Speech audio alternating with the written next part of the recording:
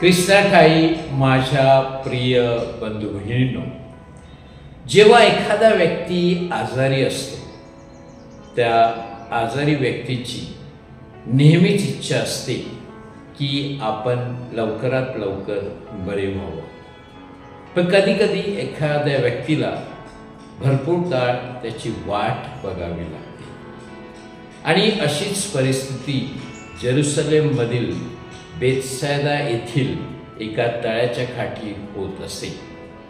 तेथे देवदूत येऊन तळ्याचं पाणी हलवत असे आणि जो आजारी त्या पाण्यामध्ये उतरत असे तो लवकर बरा होईल. असाच एक रोगी जो 38 वर्ष त्या तळ्याच्या बाजूला होता, त्याच्या बाजूला त्याच्याबरोबर अनेक कुष्ठरोगी होते, अनेक आजारी होते, अनेक आंधळे आणि लंगडे सुद्धा होते.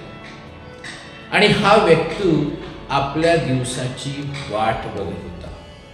येशू त्या ठिकाणी जातो आणि बघतो की हा माणूस अंतर्ज्ञानाने ओळखतो की हा माणूस बरेच वर्ष झाले तिकडे वाट बघत आहे.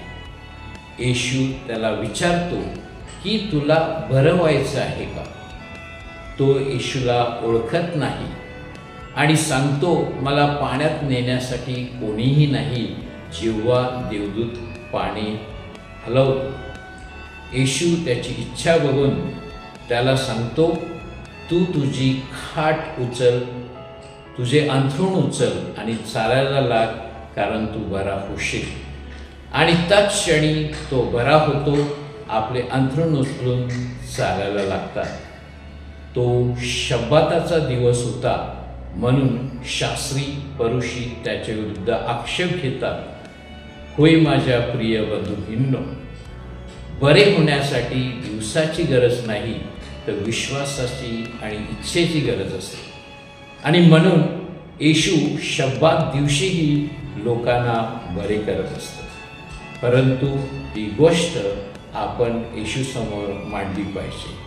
आपण आपल्या सर्व इच्छा येशू समोर प्रगट करतो का? ह्या प्रायश्चित काळात आपण प्रार्थना करूया, येशूने जास्तीत जास्त आजारी लोकांना बरं करावं आणि आपला विश्वास मजबूत व्हावा. आमेन.